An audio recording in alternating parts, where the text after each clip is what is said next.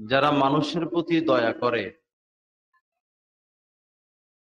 এবং অন্যান্য জন্তু জানোয়ারের প্রতি, কীট পতঙ্গের প্রতি দয়া করে, পরম দয়ালু আল্লাহ রহমান তার প্রতি দয়া করেন। ইরহামু মানফিল আরদ, নবীজি বলেন এই জমিনের উপরে যারা রয়েছে তোমরা তাদের প্রতি দয়া করো। ইয়ারহামকুম মানফিস সামা, আকাশে যিনি আছেন আল্লাহ পাক তিনি তোমাদের প্রতি দয়া করবেন। বর্তমান সময়ে কেমন যেন বোঝা যাচ্ছে যে দয়া মায়া চলে যাচ্ছে। মানুষের মধ্যে লোভ এত মারাত্মক, হিংসা এত মারাত্মক, দলীয়করণ এত মারাত্মক, এত ভয়ঙ্কর আকার ধারণ করলো যে মনুষ্যত্ব বোধ পর্যন্ত মানুষ হারিয়ে ফেলে।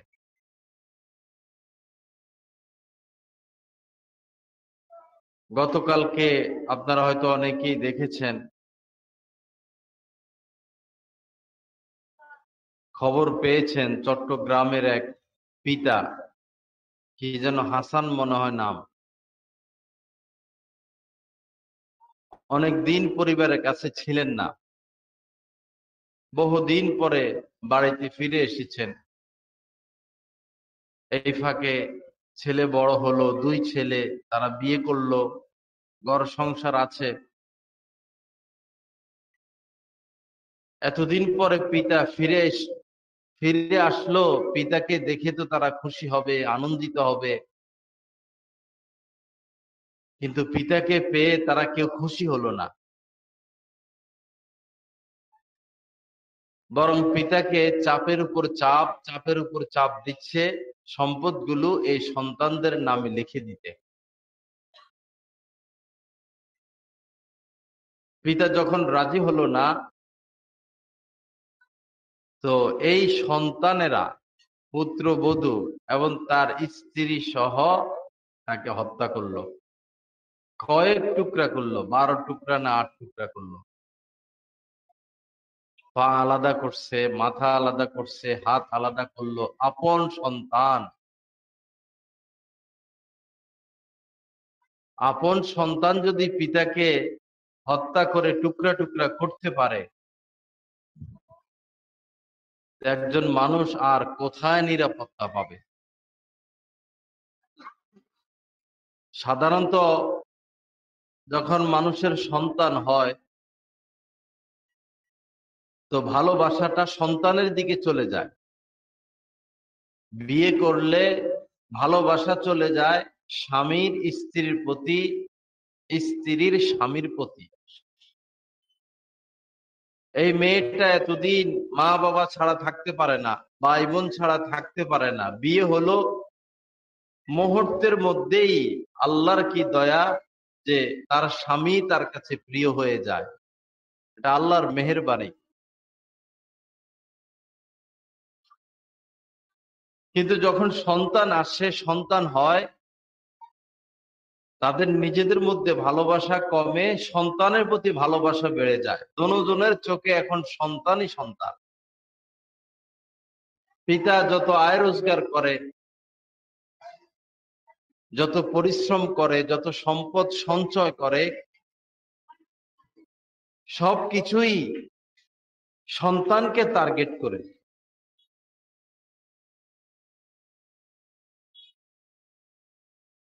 আর সেই সন্তান এতটা নাফরমান হয় যে পিতাকে ঘর থেকে বের করে দেয়, পিতাকে নিয়ে বৃদ্ধাশ্রমে ফেলে দিয়ে আসে, জোর করে পিতার সম্পদ লিখে নিয়ে যায়। মাঝে মধ্যে এমন খবরও আসে, বুড়ি মা বুড়ো হয়ে গেছে, এই বুড়ি মাকে বস্তায় ভরে, ঢাকা শহরের খবর, রাস্তায় ফেলে দিয়ে ছেলেরা চলে গেছে। বুড়ি মা বাসার ঠিকানা জানে না, কোনো মোবাইল নাম্বার জানে না।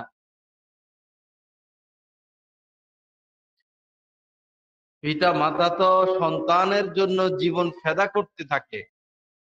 মনে এই আশা, আমি যখন দুর্বল হয়ে যাব, আমি যখন অসুস্থ হয়ে যাব, অসহায় হয়ে যাব, আমার সন্তানটা আমাকে দেখবে।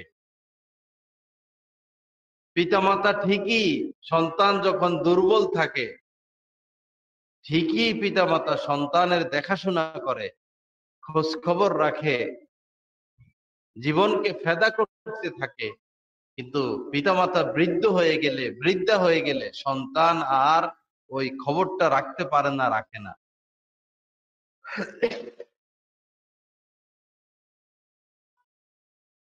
অথচ আল্লাহ পাক বলেছেন যে যখন তোমার এই পিতামাতা বৃদ্ধ হবে, অলা তাকুল্লাহুমা উফ, পিতামাতার আচার আচরণে কষ্ট পেয়ে উফ শব্দটাও তুমি প্রকাশ করবা না। অলা তানহার হুমা, আল্লাহ পাক বলেছেন সন্তানদেরকে উদ্দেশ্য করে কোনদিন পিতা মাতাকে ধমক দিবা না, রাগ করবা না,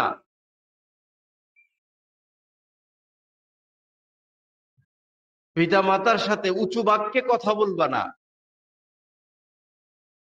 আখফিজ লাহুমা জানাহা যুল্লি মিনার রহমা, তোমার ঢানা পিতা মাতার পায়ের নিচে বিছিয়ে দাও, তোমার ঢানা, অর্থাৎ পিতা মাতার সামনে আনুগত্যশীল থাকো, নত হয়ে থাকো।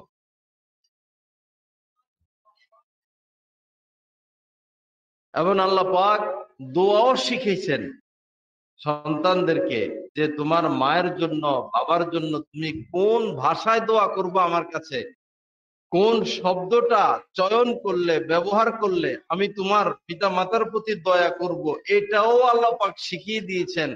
আল্লাহ পাক বলেছেন রব্বির হামহুমা কামা রব্বায়ানি সগীরা, এইভাবে তোমরা এই দোয়ার মাধ্যমে, এই দোয়া দিয়ে তোমরা আমার কাছে তোমার পিতা মাতার জন্য প্রার্থনা করো। রব্বির হামহুমা, হে আমাদের প্রতিপালক, আপনি আমাদের মা বাবার প্রতি রহম করেন, দয়া করেন।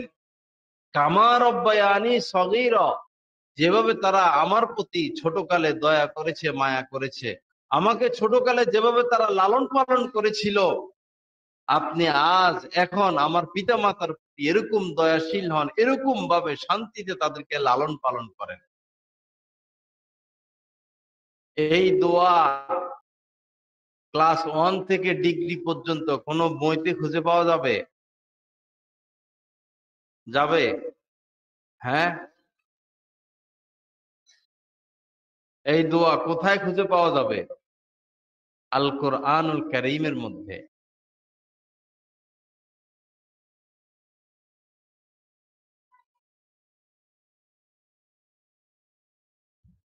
যত বৃদ্ধ বৃদ্ধা বৃদ্ধাশ্রমে আছে, আল্লাহর কসম খবর নিয়ে দেখুন, এই বৃদ্ধ বৃদ্ধাদের সন্তান ডাক্তার আছে, ইঞ্জিনিয়ার আছে, সচিব আছে, কোটিপতি আছে, লাখপতি আছে, শিল্পপতি আছে। নিজে শিল্পপতি, নিজে কোটিপতি, মা বাবাকে, মা বাবার প্রতি বিরক্ত, ত্যক্ত হয়ে বৃদ্ধাশ্রমে দিয়ে আসছে। আপনারা বলুন তো, কোন হাফেজের মা বাবা কি বৃদ্ধাশ্রমে আছে?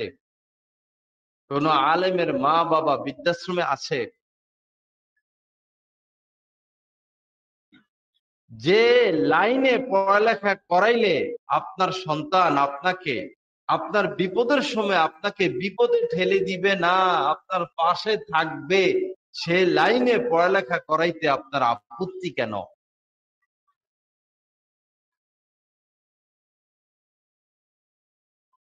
নবীজি তো বলেছেন আল্লিমু, সন্তানদেরকে দিন শিখাও, সন্তানদেরকে দিন শিখাও।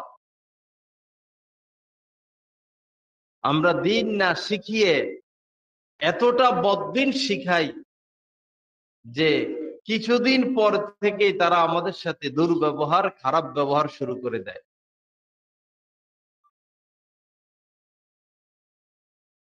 এক ডাক্তার সাহেবের ঘটনা এই বলেই ফেলি।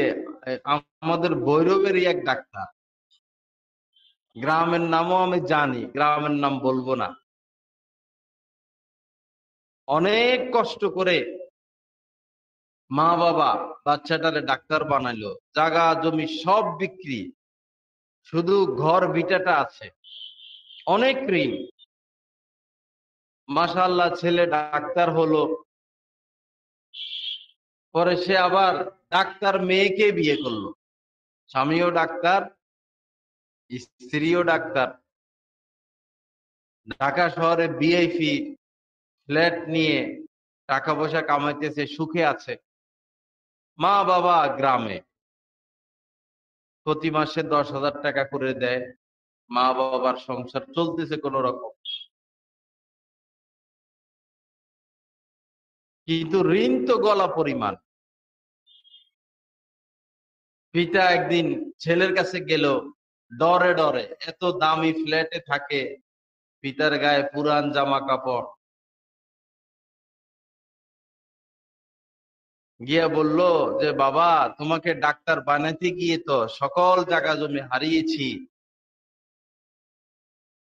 অনেক টাকা ঋণ হয়ে গেছি, মানুষ আমার ঘর বাড়ি ভেঙে নিয়ে যাবে, তুমি ঋণগুলো পরিশোধ করে দাও, তুমি আমারে যা দাও না দাও ঋণগুলো পরিশোধ করো। পিতা কি অন্যায় কথা বলছেন? ঋণ তো সন্তানের কারণেই হয়েছে। ছেলে জবাব দিল, এতদিন যাবৎ যেটা দিয়ে আসতেছি, মানে ওই 10,000 টাকা, এতদিন যাবৎ যেটা দিয়ে আসতেছি সেটাও বন্ধ করে দিব।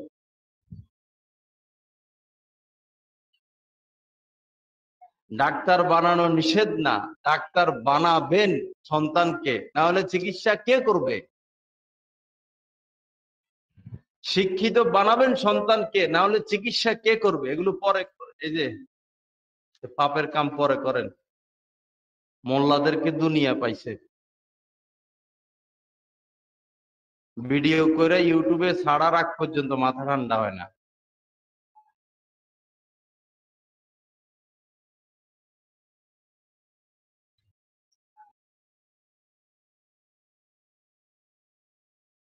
আলেমের থেকে যদি তাকওয়া ছুটে, সাধারণ মানুষ জায়েজের পর্যায়ে আসবে। আলেম যদি তাকওয়া ছেড়ে জায়েজের উপর চলে, সাধারণ মানুষ হারাম কাজে লিপ্ত হবে। কারণ মানুষ আলেমকে অনুসরণ করে। এজন্য একজন আলেমকে খুব চৌকান্না হতে হয়, সমাজ বুঝতে হয়, তার প্রত্যেকটা কথা দলিল। দলিল বলতে মানুষ দলিল মনে করে, তার আচার আচরণ দলিল। আমার ওস্তাদরা আমাদেরকে বলতেন, আমার ওস্তাদ মুফতি আব্দুল ওয়াহিদ কাসিমি দামাত বারাকাতুহুম, আল্লাহ পাক হযরতের হায়াতের মধ্যে ভরপুর বরকত দান করেন। উনি বলতেন যে রাস্তা দিয়ে হেঁটে যাচ্ছ, যদি রাস্তার পাশে সিনেমা হল দেখো, রাস্তার যেই পাশে সিনেমা হল সেই পাশে হাঁটবা না, রাস্তা ঘুরাইয়া অপর পাশে চলে রাস্তা পার হইবা। তুমি সিনেমা হলের পাশ দিয়ে হেঁটে গেলে হয়তো মানুষ মনে করবে ভিতর থেকে বাইর হয়েছে। এতটা সতর্ক থাকতে হবে আলেমদের। আল্লাহ সহি বুঝ দান করেন। আল্লাহ গুনাহের পথ, পাপের পথ, হারাম পথ থেকে আমাদেরকে বাঁচার তৌফিক দান করেন। দুনিয়ার লোভ লালসা থেকে আমাদেরকে হেফাজত করেন। ডাক্তার বানানো নিষেধ না, ইঞ্জিনিয়ার বানানো নিষেধ না, সচিব বানানো নিষেধ না, বড় বড় শিক্ষিত বানানো নিষেধ না। সব তবকার লোক লাগবে, না হলে সমাজ চলবে না। কিন্তু ভুল যেটা আমরা করি, দ্বীনি মৌলিক শিক্ষায় শিক্ষিত না করে তাদেরকে দুনিয়া শিখানো শুরু করে দেই। ফলে এক পর্যায়ে তারা নাস্তিক হয়ে যায়।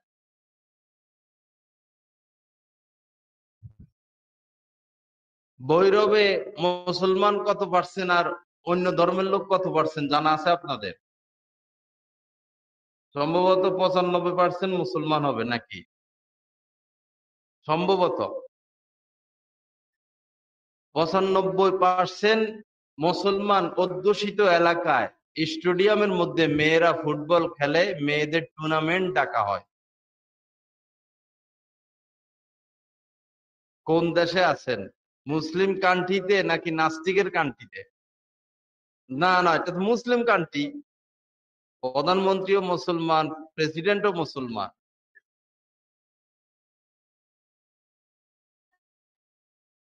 প্রাইমারির মেয়ে হোক, মেয়ে তো কিভাবে সম্ভব হলো মেয়েদেরকে স্টেডিয়ামে নামিয়ে দেওয়া, টুর্নামেন্ট ডাকা? আমি শুনেছি হাফ প্যান্ট পরাইয়া মেয়েদেরকে নামাইয়া দিছে। আমি তো আর দেখি নাই, শুনছি। এই লজ্জা কোথায় রাখবো?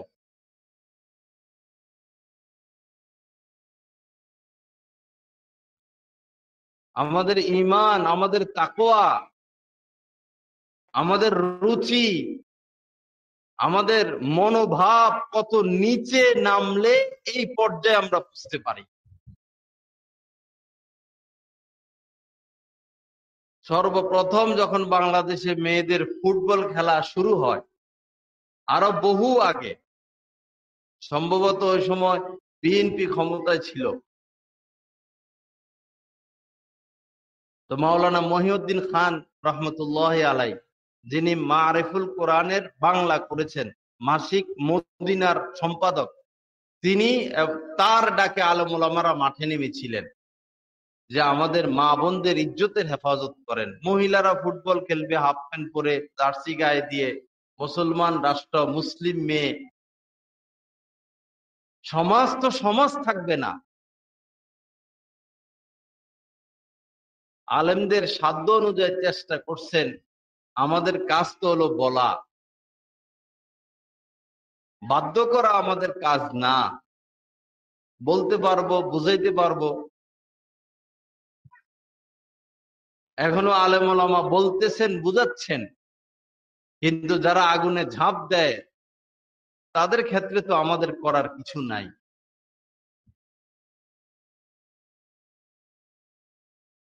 ঢাকা দীর্ঘদিন আমরা এক বাসায় ছিলাম, তা আমাদের বাসার পাশেই আরেকটা ফ্যামিলি।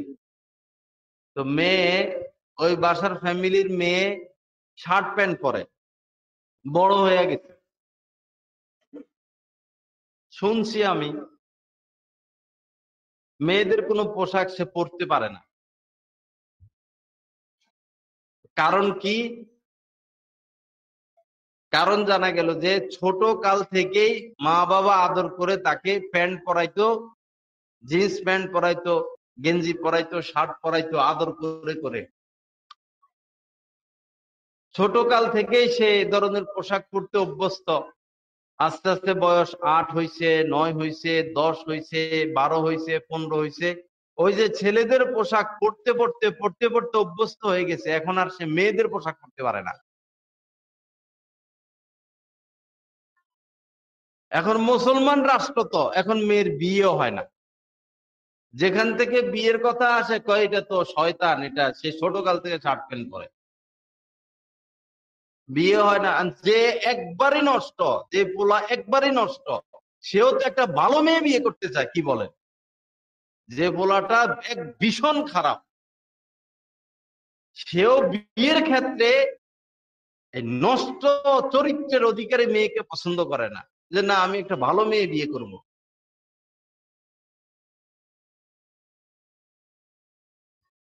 আল্লাহ আমাদেরকে সহি বুঝ দান করেন। আল্লাহ পাক আমাদেরকে, আমাদের বাচ্চাদেরকে দ্বীনের পথে পরিচালিত করার তৌফিক দান করেন। আমার কথাগুলো বাবা কাটা কাটা লাগবে, আমার কথাগুলো কাটা কাটা লাগবে, কিন্তু ভাববেন, চিন্তা করবেন কথাগুলো বাস্তব না অবাস্তব। নিজের পায়ে নিজে কুড়াল মারলে আপনাকে ক্ষতির থেকে কে হেফাজত করবে?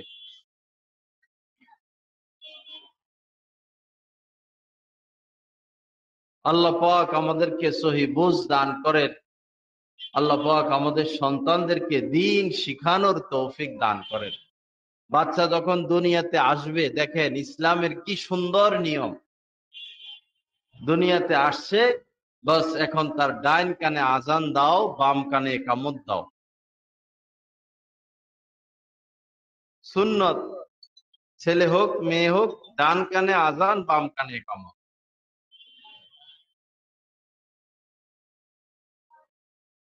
এই বাচ্চাটাকে আব্বু আব্বু আম্মু আম্মু শিখাইতে হবে না, আপনি আল্লাহ বলা শিখান, লা ইলাহা ইল্লাল্লাহ এই কালেমা শিখান, আস্তে আস্তে ঘুমের দোয়া শিখান,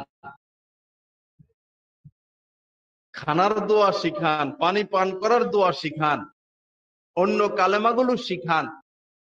তার যে পবিত্র অন্তর আত্মা, এই পবিত্র অন্তর আত্মার মধ্যে আপনি দিন ঢেলে দেন।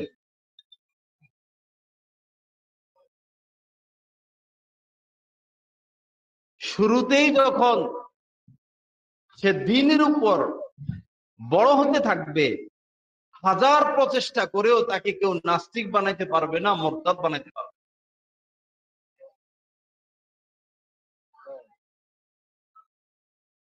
প্রায় স্কুল কলেজে নাস্তিক শিক্ষক বসে গেছে। অনেক ছেলেরা এসে বলে, হুজুর এমন ভাবে ইশারা ইঙ্গিত দেয়, এমন ভাবে বিজ্ঞান বুঝায়, এমন মায়ের পেস আমাদেরকে দেয়, ফলাফল এই বুঝাইতে চায় যে সৃষ্টিকর্তা বলতে কিছু নাই। তো শিক্ষক যদি ছাত্রদেরকে নাস্তিকতার দিকে ডাকে, শিক্ষক যদি ছাত্র ছাত্রীদেরকে অশ্লীলতার দিকে ঠেলে দেয়, তো এই ছাত্র ছাত্রীদের কি অবস্থা হবে, সমাজের কি অবস্থা হবে? আমরা যারা বুড়ো হয়ে গেছি এখন, আমরা তো একদিন থাকবো না। এই সমাজ গড়বে জোয়ান ছেলেরা, আমাদের সন্তানেরা। তাদেরকে তো সঠিক বুঝ দিতে হবে, সঠিক শিক্ষা দিতে হবে, তাদের মন মানসিকতার মধ্যে দিন দিতে হবে, অশ্লীলতা থেকে তারা যেন বেঁচে থাকতে পারে। এমন কার্টুন ছবি বের হয়েছে সমাজে, আমাদের বাচ্চারা তো বেশিরভাগ কার্টুন দেখতে এখন অভ্যস্ত, সারাদিনই কার্টুন দেখে। ওই কার্টুনের মাধ্যমেই বাচ্চাদেরকে অশ্লীলতা শিখায়, প্রেম শিখায়, অশ্লীল পোশাকের প্রতি উদ্বুদ্ধ করে।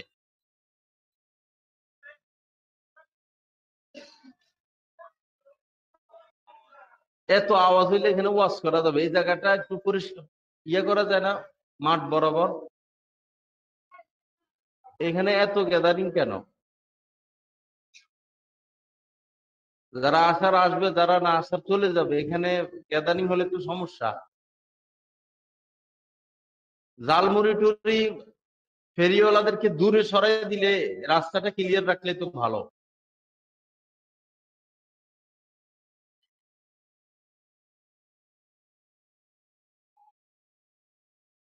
লা ইলাহা ইল্লাল্লাহ, আস্তাগফিরুল্লাহ।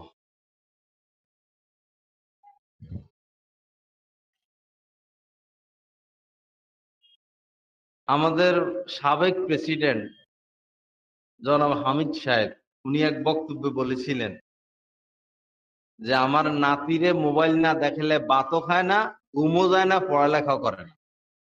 কার বক্তব্য এটা? প্রেসিডেন্টের। তো দেখেন, প্রেসিডেন্টের ঘর পর্যন্ত এই সমস্যা সৃষ্টি হয়ে গেছে, বস্তি থেকে শুরু করে রাজপ্রাসাদ পর্যন্ত বাচ্চাদের এই অবস্থা। এখন বাচ্চারা যে দেখে, কি দেখে আপনারা গভীরভাবে চিন্তা করবেন।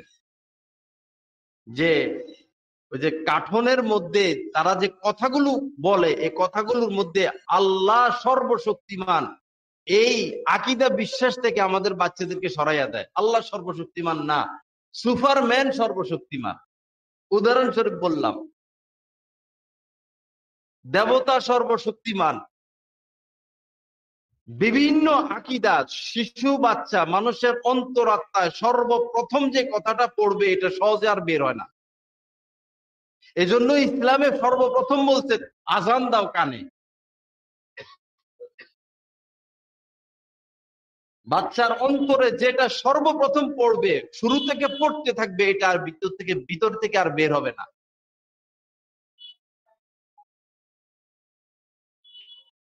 বড় কঠিন ষড়যন্ত্রের শিকার আমরা। আমাদের মা বোন তারা তো সরল মনা।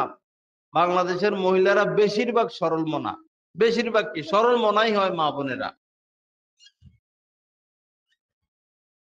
খুব সুন্দর কৌশলে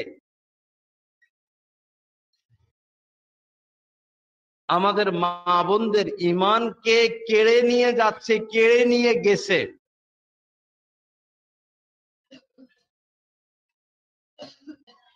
গ্রাম থেকে শহর অধিকাংশ মহিলা, কারো কারো 10% ইমান চলে গেছে, কারো 20% ইমান চলে গেছে, কারো 80-90% পর্যন্ত চলে গেছে। তারা যে এভাবে ইমান হারা হচ্ছে, কারা, তাদের কোন পদ্ধতি তাদের ইমান কেড়ে নিচ্ছে আপনারা জানেন? স্টার জলসা, ভারতীয় যে চ্যানেলগুলো খুব সুকৌশলে আমাদের মুসলিম মা বোনদের ইমান কেড়ে নিয়ে যাচ্ছে। একজন মানুষের আমল যত খারাপ হোক, সে নামাজ পড়ে না, সে রোজা রাখে না, সে অপরাধ করে, কিন্তু নামাজ না পড়া অন্যায় মানে, রোজা রাখে না এটা গুনাহ মানে, গুনাহ করে এটাকে গুনাহ মানে, যদি তওবা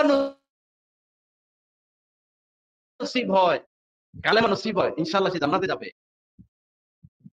অথবা কিছুদিন শাস্তি ভোগ করে হলেও জান্নাতে আসবে। কিন্তু আকীদা যদি নষ্ট হয়ে যায়, আকীদা, আল্লাহর প্রতি আকীদা বিশ্বাস, রাসূলের প্রতি আকীদা বিশ্বাস, কিয়ামতের প্রতি, ফুলসিরাতের প্রতি, ইমাম মাহাদির প্রতি, হযরত ঈসা আলাইহিস সালামের প্রতি, নবী রাসূলদের প্রতি, আলেম ওলামার প্রতি, আসমানি কিতাব সমূহের প্রতি মৌলিক যে আকীদাগুলো, এই আকীদাগুলো যদি একটু হেরফের হয়, তাহলে তো আজীবন জাহান্নামে থাকতে হবে।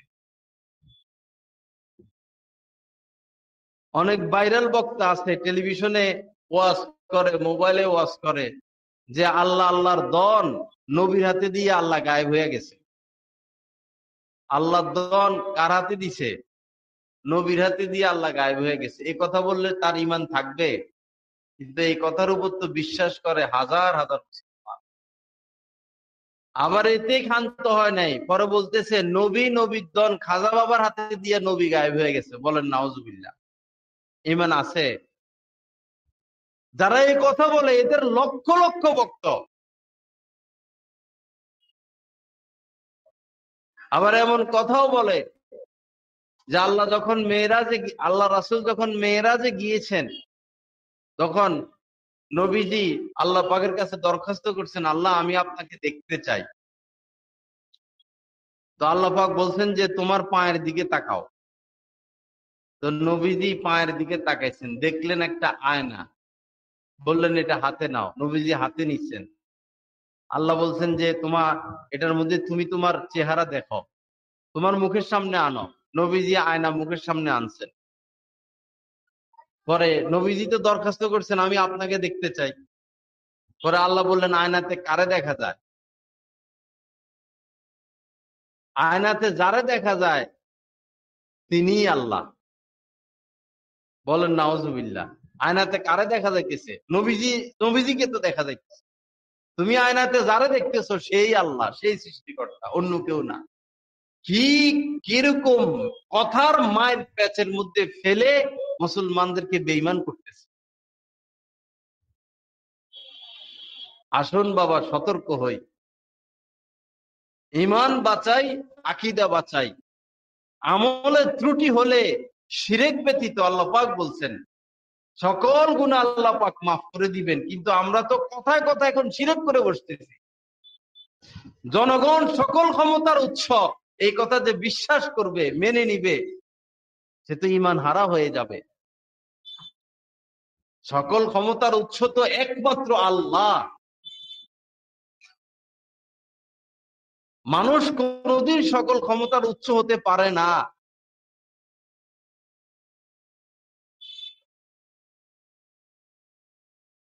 এজন্য কিছু দ্বীনি জ্ঞান আমাদের থাকা উচিত। শিরক কি, বেদাত কি, সুন্নত কি,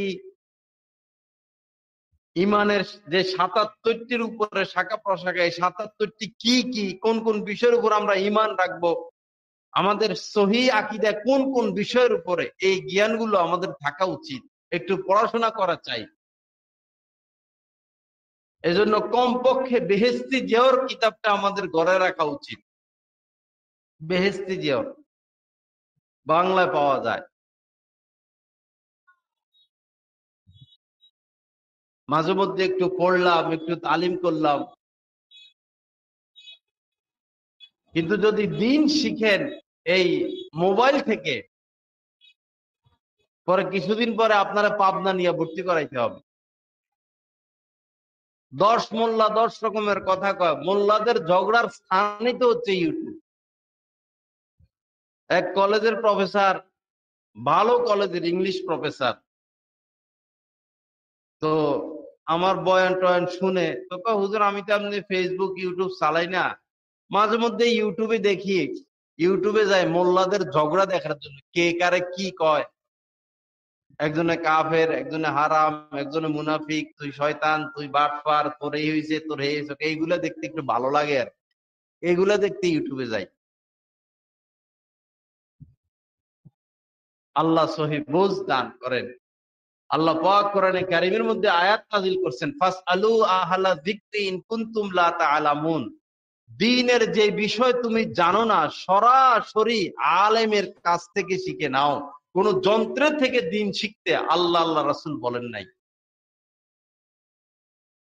যন্ত্র ছিল না, যন্ত্র আছে, এক সময় যন্ত্র থাকবে না, কিন্তু দ্বীন তো শিখতে হবে।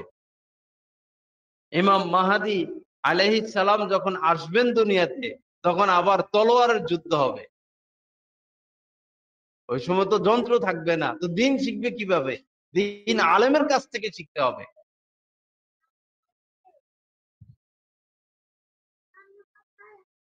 আল্লাহ পাক আমাদেরকে সহি বুঝ দান করেন। আল্লাহ পাক কোরআন হাদিসের মোতাবেক আমাদেরকে চলার তৌফিক দান করেন। যাই হোক ভাইরা, আল্লাহর হস্তে সন্তানের প্রতি আমরা দয়া করি, সন্তানদেরকে কোরআন শিখাই। এত মাদ্রাসা আলহামদুলিল্লাহ, 2-3টা বছর পড়ান না বাচ্চাটারে। আপনার ঘরের পাশেই তো নুরানি মাদ্রাসা আছে। নুরানি মাদ্রাসা যদি আপনি 2 বছর পড়ান, 3 বছর পড়ান, তো তারা এই বাচ্চাটারে বাংলা রিডিং পড়া শিখিয়ে দেয় 2-3 বছরের মধ্যে। আশ্চর্য বিষয়।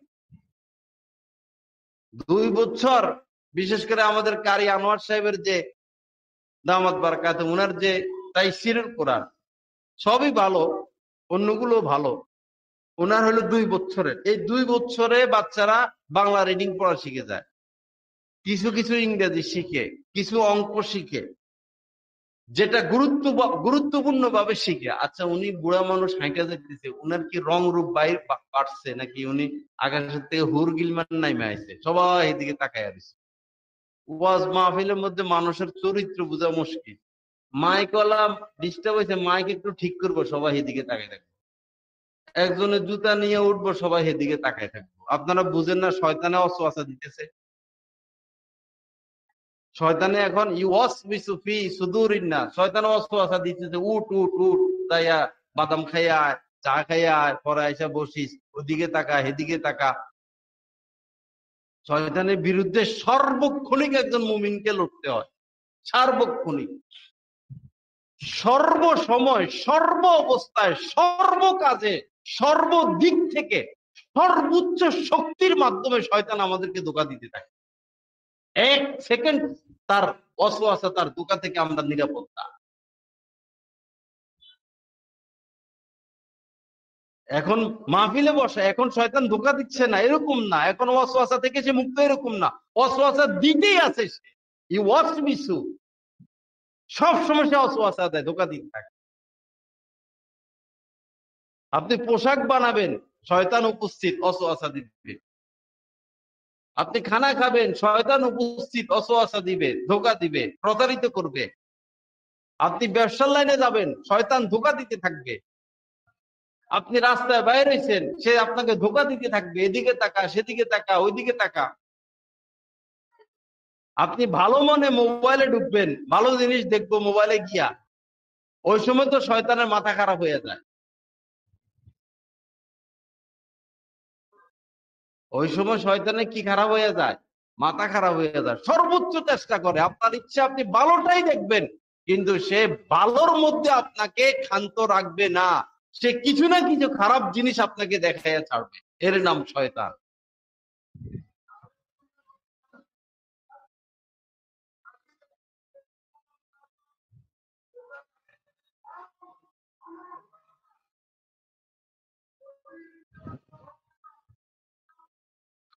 আল্লাহ পাক আমাদেরকে সহি বুঝ দান করেন।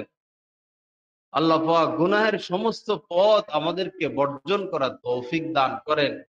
আল্লাহ রসুলের বাতলানো দিন মোতাবেক চলার তৌফিক দান করেন। কি যেন বলতেছিলাম, ভুলে গেছি আবার। না, এর আগের কথা কি বলছিলাম? বাচ্চাদের প্রতি খুব খেয়াল রাখা, খুব খেয়াল রাখা। জি, কোরআনের শিক্ষা। হ্যাঁ, এই 2টা বছরে যদি পড়ান, বাংলা শিখিয়ে দিবে, অঙ্ক ইংরেজি শিখাবে, পাশাপাশি পুরা কোরআন কয়েক খতম তো দিবেই। রিডিং, আমরা যেভাবে বাংলা রিডিং পড়ি, এরকম রিডিং পড়া শিখিয়ে দিবে। 40টা হাদিস মুখস্থ করাই দিবে। নামাজ পড়ার মতো মাসালা মাসাইল সব শিখিয়ে দিবে। 2 বছরে আর কি করতে বলেন? তো তখন তার বয়স হবে 7 বছরে ভর্তি করাইলে 8-9। আপনি 9 বছরের মাথায় বাচ্চাটারে নিয়ে 3-তে ভর্তি করাই দেন স্কুলে, বা 4-এ ভর্তি করান, দেখবেন সে 1 নাম্বার হয়ে যাবে, সে পিছিয়ে পড়বে না। আপনি এখন এর পৃথিবীর সর্বোচ্চ যত শিক্ষা বিদ্যালয় আছে সেখানে নিয়ে পড়ান, কোনো অসুবিধা নাই। কোনোদিন আপনার বাচ্চা নাস্তিক হবে না। নাস্তিকদের কাছে পড়লেও সে নাস্তিক হবে না, কারণ তার বুনিয়াদ কোরআন। এক নুরানি মাদ্রাসার ছাত্র, ছোট বাবু, বা হইল চোর। বাপ কি? চোর। রাত্রে মাদ্রাসা ছুটি হয়েছে, তো পিতা বাচ্চাকে নিয়ে, ছেলেকে নিয়ে বাড়িতে যাইতেছে। পথে আঙ্গুরের বাগান করছে, তো পিতা লোভ সামলাইতে পারলো না, ছেলেরে বলতেছে যে তুমি এখানে দাঁড়াও, আমি কিছু আঙ্গুর নেই ক্ষেতের থেকে, যদি দেখো যে কেউ আমাকে দেখতেছে তো আওয়াজ দিও যে আব্বু তোমারে দেখতেছে, তাহলে আমি চলে আসবো। ছেলেরে রাখছে পাহারাদার, পিতা গেছে চুরি করতে। আর ছেলে তো মাদ্রাসায় পড়ে।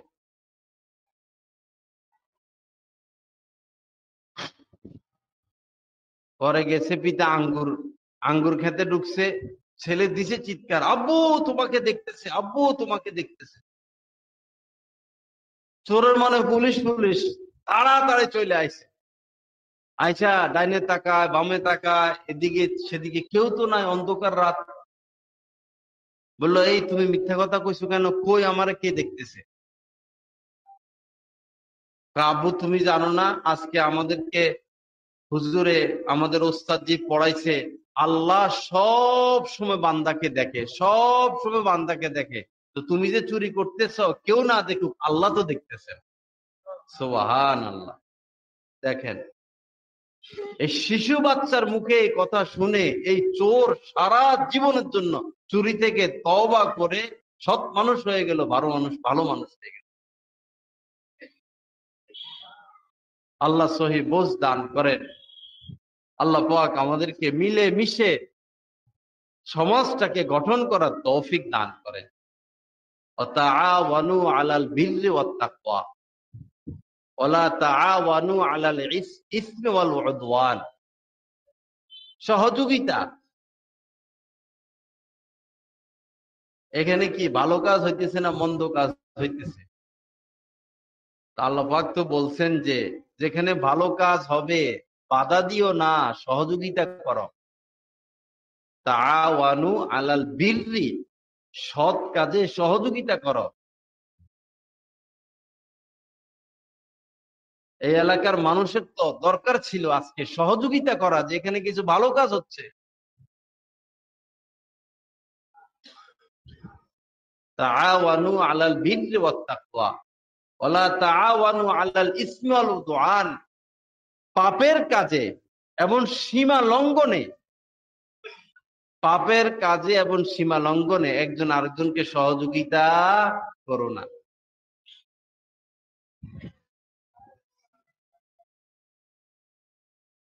ওয়ালা তা'তাদু, আল্লাহ পাক কোরআনে কারীমের মধ্যে বলেছেন সীমা লঙ্ঘন করো না, বাড়াবাড়ি করো না। ইন্নাহু লা ইউহিব্বুল মু'তাদিন, আল্লাহ সীমা লঙ্ঘনকারীদেরকে পছন্দ করেন না।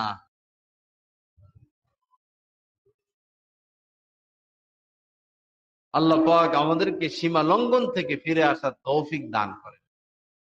আপনারা কি মনে করেন আমাদের নবীজি কি জীবনে কোনোদিন মিথ্যা কথা বলেছেন?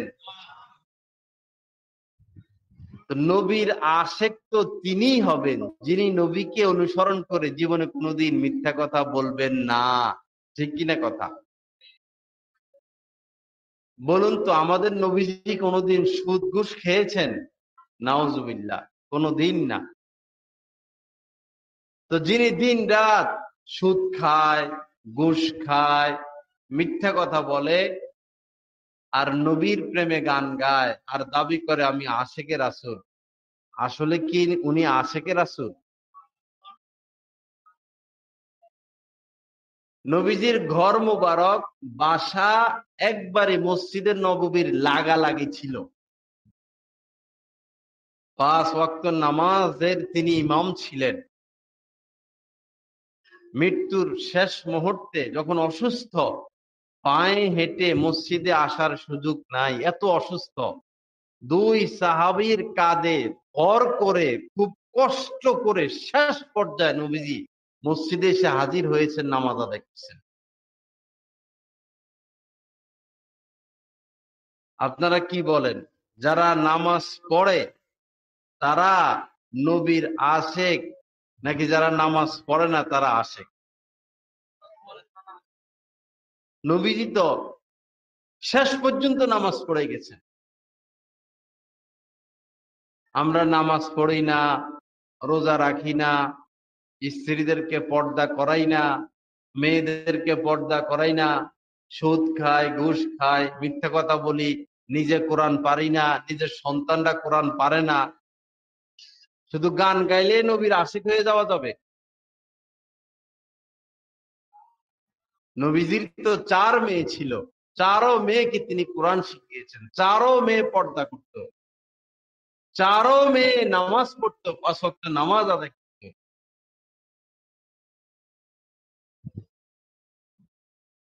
হযরতে ফাতেমা রাদিয়াল্লাহু তাআলা আনহার ব্যাপারে বর্ণিত, সেজদা দিয়েছেন নামাজে, এক সেজদায় রাত শেষ হয়ে যায়। তো নবীজি তো এই দিন আমাদের সামনে রেখে গেলেন। আল্লাহ আমাদেরকে সহি বুঝ দান করেন। আল্লাহ পাক কোরআন সুন্নাহর উপর আমাদেরকে উঠার তৌফিক দান করেন। যাই হোক বাবারা, ভাইয়েরা, আসুন দিনের প্রতি আগাই, দিনের দিকে অগ্রসর হই, দিন শিখি, দিন শিখাই, অশ্লীলতা থেকে সন্তানদেরকে বাঁচাই। আপনি মনে করবেন কাঠুনই তো, এই কাঠুনই বাচ্চাদেরকে বেঈমান বানিয়ে ফেলে। কাঠনের মেয়েদেরকে দেখবেন হাফ প্যান্ট পরা, কাঠনের মেয়েরা কি পরে? হাফ প্যান্ট পরে। তার মানে এই কাঠনের মাধ্যমে আপনার মেয়েদেরকে তারা শিখাচ্ছে যে তোমরা হাফ প্যান্ট পরো। কিন্তু আমাদের বুজুর্গানে দিনের শিক্ষা হলো ছেলে মেয়ে, বিশেষ করে মেয়েরা যখন বসা শিখে ওই সময় থেকে তাদেরকে পায়জামা পরানো।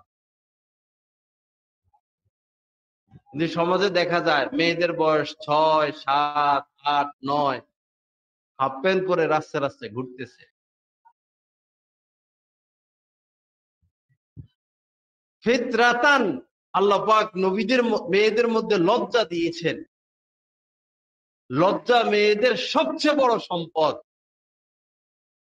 আমাদের পিতামাতার উচিত মেয়েদের মধ্যে এই লজ্জাটা যেন অটুট থাকে। যদি লজ্জা বের হয়ে যায়, আপনার মুখে চুন কালি মাখার আগ পর্যন্ত আপনার মেয়ে ক্ষান্ত হবে না, শান্ত হবে না। সবচেয়ে বেশি অপমানের শিকার হয় বর্তমানে অভিভাবক বৃন্দ। আমরা অভিভাবকরা, মা বাবারা সন্তানের কারণে। সন্তানের কারণেই মা বাবার চেহারা উজ্জ্বল হবে, সন্তানের কারণে মা বাবার চেহারা কালো হবে। এজন্য আসুন আমরা সন্তানের প্রতি গুরুত্ব দেই, তাদেরকে সময় দেই, তাদেরকে দিন শিখাই। মোবাইল, ল্যাপটপ, কার্টুন, খারাপ ছেলেদের সাথে মিশা, খারাপ মেয়েদের সাথে মিশা, এগুলো থেকে আমাদের বাচ্চাদেরকে আমরা বাঁচাই।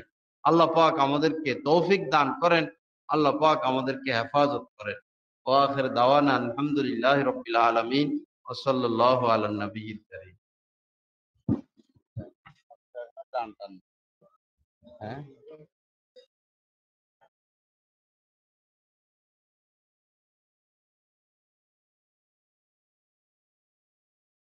আলহামদুলিল্লাহ, হযরত ওয়ালা দামাত বারাকাতুহুমের প্রতিটি বয়ান পাচ্ছেন নেটের মাধ্যমে, টেলিগ্রামের মাধ্যমে। প্রথমত গুগল প্লে স্টোর থেকে টেলিগ্রাম অ্যাপসটি ডাউনলোড করতে হবে। তারপর টেলিগ্রাম অ্যাপসে প্রবেশ করে নিজের মোবাইল নাম্বার এবং একটি ভেরিফিকেশন কোড প্রদানের মাধ্যমে অ্যাকাউন্ট খুলতে হবে। অ্যাকাউন্ট খোলার পর ডান পাশে উপরে একটি সার্চ আইকন থাকবে, ওইখানে বাংলায় লিখতে হবে বয়ানে মাওলানা জহিরুল ইসলাম সাহেব, অথবা ইংরেজিতে @বয়ানবিডি। তারপর চ্যানেলে প্রবেশ। পরবর্তী কাজ হলো নিচে জয়েন আইকন থাকবে, ওইখানে ক্লিক করা। জয়েন হয়ে যাওয়ার পর পূর্ববর্তী আপলোডকৃত সকল বয়ান আপনারা পেয়ে যাবেন খুব সহজে। অথবা 01310403144 এই নাম্বারে হোয়াটসঅ্যাপে যোগাযোগ করতে পারেন। আলহামদুলিল্লাহ, প্রতি ইংরেজি মাসের শেষ শুক্রবার বাদ এশা কমলপুর মাদ্রাসা মসজিদে মাসিক ইজতেমা অনুষ্ঠিত হয়। উক্ত মজলিসে অংশগ্রহণ করার জন্য